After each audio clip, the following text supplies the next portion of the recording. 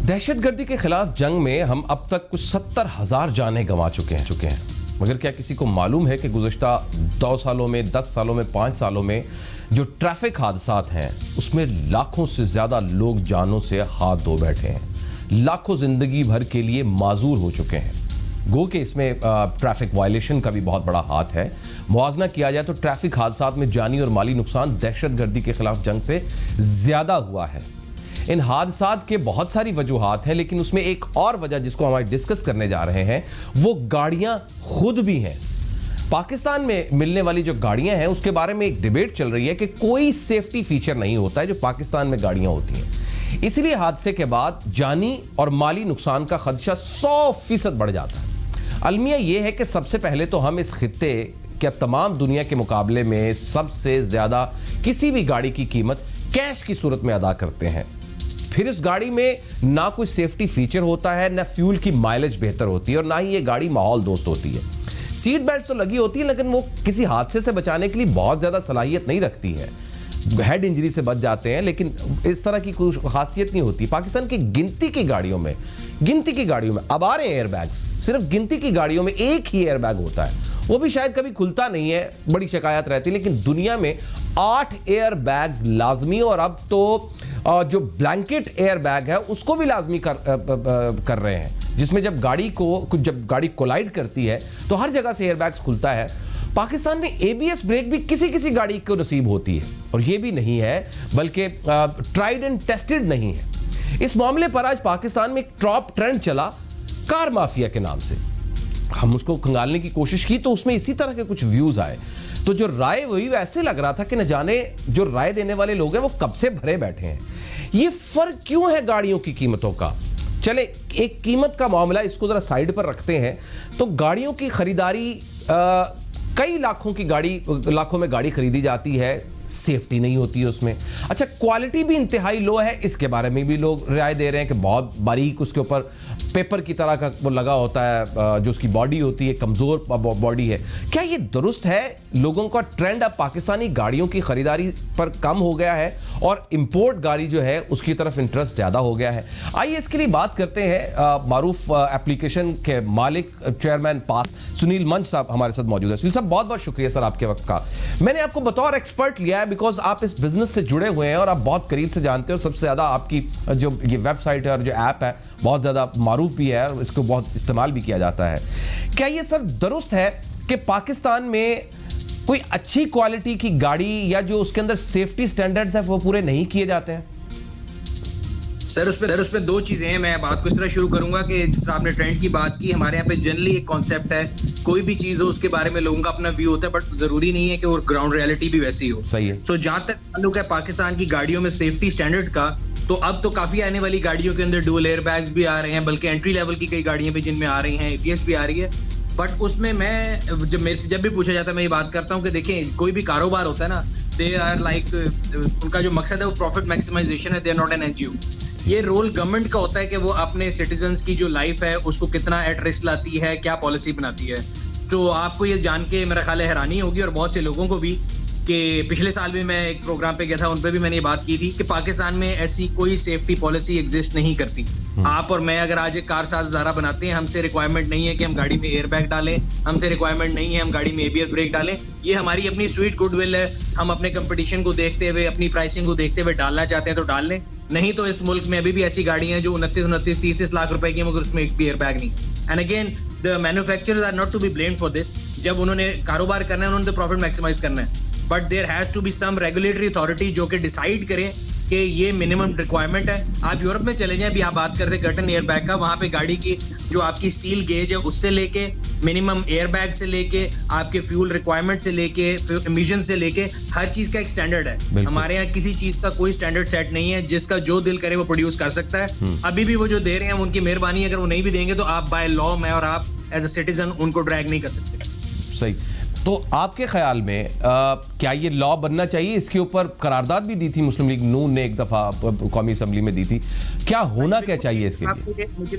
एक खुशाइन बात यह है कि हमने भी पास भी ब्लॉग भी लिखा है इसके ऊपर कि अभी पार्लियामेंट के अंदर दोबारा बहस हो रही है, स्टैंडर्डाइजेशन पॉलिसी लेके आई जा रही है, पार्लियामेंट की कमेटी भी बना दी गई है जिसमें ये गौर किया जा रहा है कि कौन से स्टैंडर्ड होंगे। उसमें 3-4 मिनिस्ट्रीज इन्वॉल्व की गई हैं। लेकिन अभी सबसे इंपॉर्टेंट चीज जो आप कह रहे हैं टेस्टिंग फैसिलिटी, ये भी आपको बात बता दूं कि पाकिस्तान में कोई क्रैश टेस्टिंग फैसिलिटी भी मौजूद नहीं है।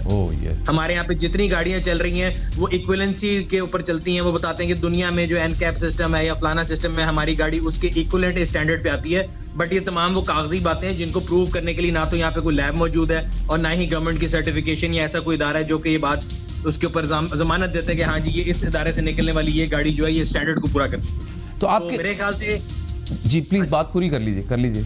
तो मेरे ख्याल से सबसे इंपॉर्टेंट जो वेकअप कॉल है स्टैंड के साथ #वेकअप गवर्नमेंट होना चाहिए एंड #रोड सेफ्टी होनी चाहिए। हमारे यहाँ होता ही है कि अगर कभी किसी खुदा ना खास्ता मशहूर शख्सियत या अमीर आदमी के बच्चे के साथ कोई हादसा पेश आता है तो एक ट्रेंड बनता रहता है। पहले भी माजी में कई दफा हुआ, जनाब कायरा साहब के बेटे की डेथ हुई, बड़ी अफसोसनाक वाकया था। उसके बाद ये ट्रेंड काफी अरसे चला, फिर बात बैठ गई। और मैं हमेशा ये कहता हूँ कि हमें लॉन्ग टर्म चीजों को सोचना चाहिए, एक आधे वाकये के साथ ये चीज डाई डाउन नहीं करनी चाहिए, इस पॉलिसी के ऊपर जोर देना चाहिए। तो क्या लोग मजबूर है पाकिस्तान की गाड़ियां खरीदने के लिए, और वो मजबूरी क्या है? जब हम थोड़ा सा कंपैरिजन हमें बता दें, क्योंकि जो इंपोर्ट गाड़ियां आती हैं, छोटी गाड़ियां जो आजकल उबर करीम में भी बहुत ज़्यादा इस्तेमाल होती है, उसकी डिमांड भी बढ़ गई हुई है।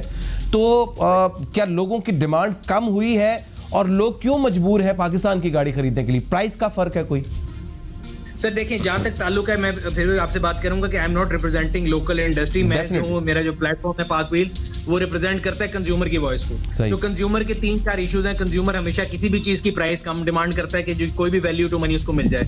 दूसरी, उसको ऑप्शन ज्यादा चाहिए होती है। लोकल इंडस्ट्री में लास्ट गवर्नमेंट के अंदर जब ऑटो पॉलिसी आई थी, पहली कॉम्प्रिहेंसिव ऑटो पॉलिसी आई थी, उसके तहत मुल्क में 13 के करीब जो है आपको ग्रीन फील्ड लाइसेंसेस दिए गए थे, 4 जो है ब्राउन फील्ड दिए गए थे।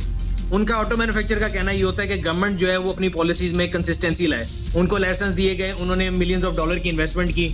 नई गवर्नमेंट आ गई, नई गवर्नमेंट जो है वो ईवी पॉलिसी के पीछे पड़ गई है। उन्होंने उनसे किए हुए वादे या उनसे की हुई जो कमिटमेंट थी उनका कहना ये कि वो पूरी नहीं करते। At the same time import जो है वो अब बहुत कम रह गई। अगर आप पिछले साल के फिगर देख लें, आज से 2-3 साल पहले पाकिस्तान में 2.5 लाख के करीब लोकल प्रोडक्शन थी और 50 से 80 हजार गाड़ियां इंपोर्ट होती थी। इस साल बैनुल-अक़वामी के साथ बाजारी है, कोरोना है, कोविड-19 की वजह से भी इकोनॉमी स्लो है। सो आपकी जो लोकल प्रोडक्शन है वो तकरीबन 2 लाख के करीब होगी और इंपोर्टेड गाड़ी जो मैक्सिमम भी अगर हुई तो 7 से 8 हजार गाड़ी इंपोर्ट हुई होगी। बिकॉज इंपोर्ट जो पॉलिसी थी उसके अंदर उन्होंने जो एक लूप होल था जिसके तहत लोग गाड़ी इंपोर्ट करते थे और ट्रांसफर ऑफ रेजिडेंस और टीआर और गिफ्ट स्कीम को यूज किया जाता था, उसके जो रूल्स हैं उन्होंने उसको स्ट्रिंजेंट कर दिया है, जिसकी वजह से गाड़ी इंपोर्ट करना जो है मुश्किल हो। यानी खतरा ये है कि अगर हम ज्यादा इंपोर्ट करते हैं तो जो पाकिस्तान में इंडस्ट्री है वो बैठती है, और अगर पाकिस्तान की इंडस्ट्री को ग्रोथ करते हैं तो वहां पर क्वालिटी की गाड़ियां मौजूद नहीं है या क्वालिटी की गाड़ियां नहीं आती। तो क्या ये खतरा नहीं है कि अगर पॉलिसी बन जाती है या कोई कानून बन जाता है तो उसके बाद प्राइसेस मजीद बढ़ जाए पाकिस्तान मैन्युफैक्चर गाड़ी कार्स की? नहीं, बढ़नी नहीं चाहिए। देखिए, ये तो गवर्नमेंट का इंसेंटिव है ना। जो गाड़ियां इंपोर्ट हो रही हैं इनमें अभी भी काफी ऐसे कंपोनेंट हैं जिस तरह air bag, ABS, engine gear, ये पाकिस्तान में नहीं बनता।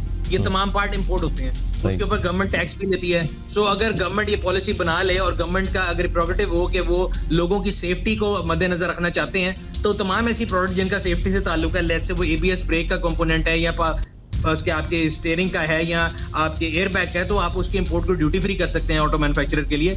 बात है प्रायोरिटी, ये प्रायोरिटी नहीं है। प्रायोरिटी ये है कि आप जो है गाड़ियों से टैक्स लें, जब गाड़ी बिकती है उसके ऊपर आप GST लें, उसके ऊपर आप FED लें, फिर वो सड़क पे आए तो दोबारा आप उसमें टोकन टैक्स लें, फिर जब वो गाड़ी पेट्रोल डलवाए उसमें पेट्रोल की अमाउंट से ज्यादा आपका पेट्रोलियम लेवी हो। सो गाड़ी एक ऐसी इजी कैच है गवर्नमेंट के लिए जो कि उनको हमेशा रेवेन्यू देता है। ठीक है, वो ऐसा बच्चा है जो पैसे कमा के दे रहा है, उनका ताल्लुक उसकी सेफ्टी से नहीं जबकि होना चाहिए।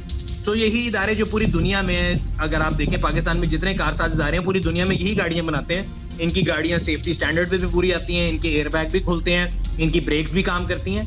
ये सिंपल सी बात है कि जब उनके आगे पॉलिसी रिक्वायरमेंट होगी वो उसको पूरा करेंगे, नहीं होगी, again I would repeat, they are profit making entities, they are not an NGO, तो वो अपनी कॉस्ट मिनिमाइज करेंगे। ये गवर्नमेंट का, रेगुलेटर का रोल है कि वो आपके अपना फुट डाउन पुट करे उस पर और पॉलिसी लेके आए कि ये मिनिमम क्वालिटी है, जो इस क्वालिटी स्टैंडर्ड को पूरा नहीं करेगा, बेशक उसका ओरिजिन जापानीज हो, ब्रिटिश हो, चाइनीज हो, regardless of the origin of the company, we won't allow the car.